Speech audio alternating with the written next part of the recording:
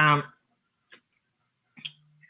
Miss Donna Hayes, I hope you are okay with me starting with your words because I couldn't say them better. Um, I am reading a piece from a letter that Donna Hayes, grandmother of Quancy Hayes, has shared as Pacific Northwest Family Circle's website. As many of you know, the Pacific Northwest Family Circle is an all-volunteer community group that supports Oregon and Washington families whose loved ones were killed or injured by police. Ms. Hayes wrote, as Moose's grandmother, I missed the times we had to be alone. I could talk to him about anything. We talked about the latest music because at my age, and mine too, Ms. Hayes, I was behind the time, pretty much stuck on music from the 80s. He introduced me to Jesse McCartney's song, Beautiful Soul. He was so sure I would love this song, and I do. I play it now, and it breaks my heart because he had a beautiful soul. Quanice was a talented young man. Dancing and sports were his greatest achievements. Whatever the new dance was, he could do it. All you had to do was ask him to do it. And he would show you how it was done. He was great at traditional sports. He played basketball and football and baseball, but he also played non-traditional sports like lacrosse. Not only did he play these different sports, he was good at each one. Moose was a natural athlete. Moose was a hero to his siblings. His sister has to step into a role that isn't hers, nor is she ready for. She was the sibling that was always at odds with her brother. They played practical jokes with each other just to see who could get the best of each other. His little brothers looked up to him, and when they had a problem, they ran straight to Moose. When they thought their mother was wrong, they went to him, and he in turn went to his mother to hash out the problem. He now has a brother who will not know him and how Moose cared about him. He loved his siblings, and now they've lost their hero. One of the hardest things was to tell them that Moose is not coming back. Every once in a while, they'll inquire on whether Moose is coming back. His siblings feel his loss terribly, as we all do. Just as we cannot understand why, they have it worse because they don't understand the idea of death.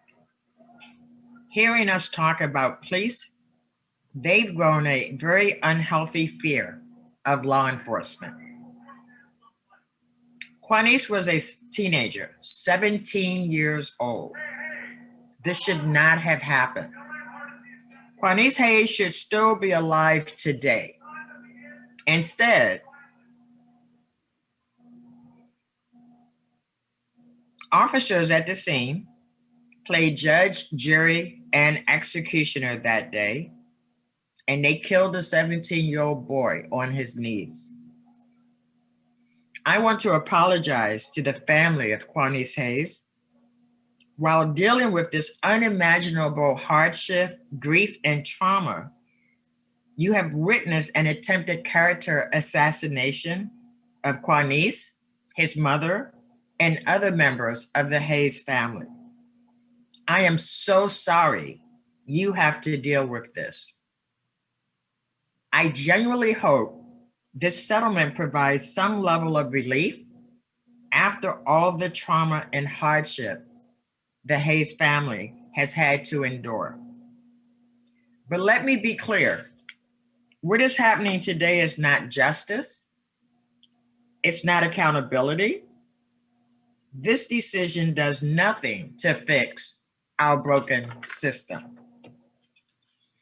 Which brings me to a very important point that I want Portlanders to understand.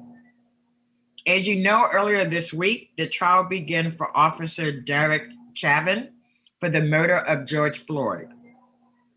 We are also coming up on the anniversary of the murder of Breonna Taylor at the hands of law enforcement.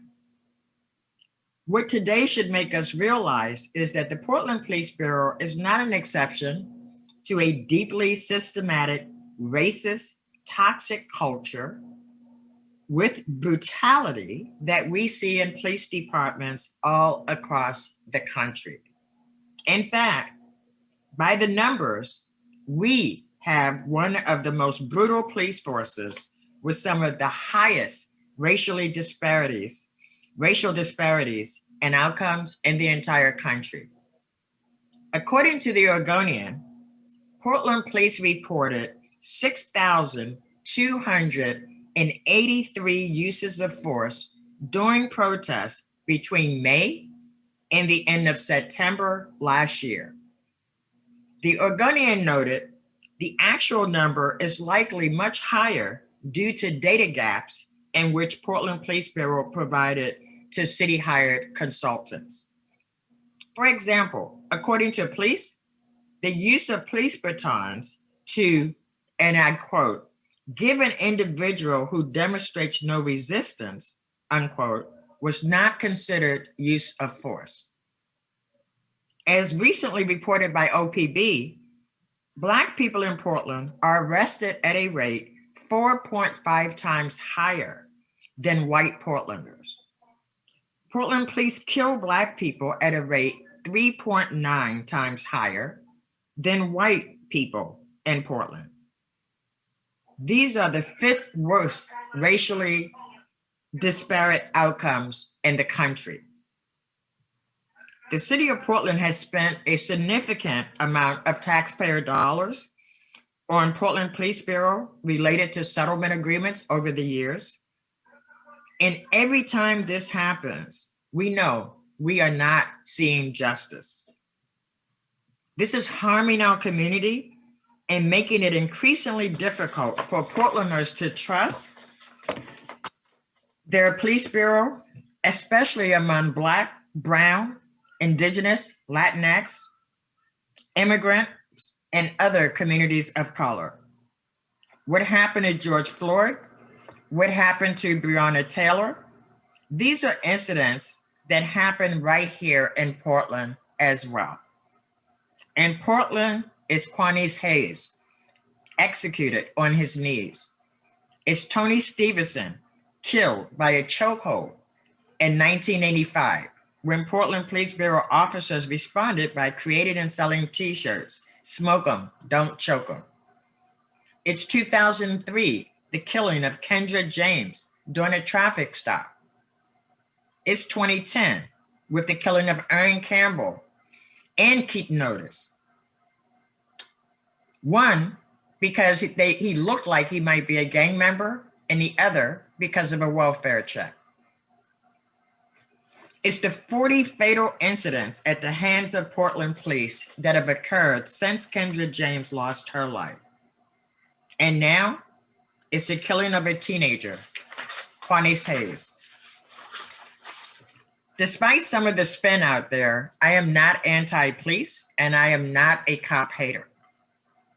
I have said over and over again, police have a role in our society, but we need a different kind of policing that doesn't view Portlanders as their enemy, that doesn't racially profile our Black and Brown communities, that doesn't coddle white supremacists and right-wing extremists, that doesn't brutalize our press and peaceful demonstrators, that doesn't use chemical weapons on the people of Portland, and ultimately a police bureau that is held accountable when there is misconduct. We are already in the process of rethinking our first responders to 911. The Portland Street Response is about sending help, not handcuffs.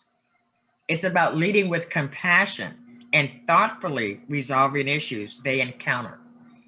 I hope Portlanders will join me in continuing to advocate for a robustly funded Portland Street Response so we can bring this pilot project in Lentz citywide next year. I want to end with a call to action. If we want to truly hold Portland Police Bureau accountable in these kind of incidents, We need a strong and empowered system of independent community police oversight. We need a system that Portlanders can trust when it finds allegations of misconduct, sustained or not. Portland voters approved and provided a mandated demanding police accountability when an overwhelming 82% of voters passed Measure 26-217 to allow the formation of this new police oversight board. So Stephen Hayes, help is on its way. Right now, Portlanders can head to rethinkportland.com to apply to help put the final pieces of that board together. The application is open for 5 more days until March 15th. In order for our new oversight board to be fully empowered, I'm asking those listening today to write your state legislators in support of Senate Bill 621, authored by State Representative Lou Frederick. We need state legislature Senate Bill 621 to pass in order to fully empower this new oversight board. 2021 is the year that we must unequivocally prove that Black Lives Matter, not just by repeating a slogan, but through action. With your help, Portland, we can do this. And please stay peaceful, but be loud, be disruptive, and don't be afraid to get into good trouble to keep up the pressure so we can have a system of community safety all of Portland will trust. Thank you. I vote aye.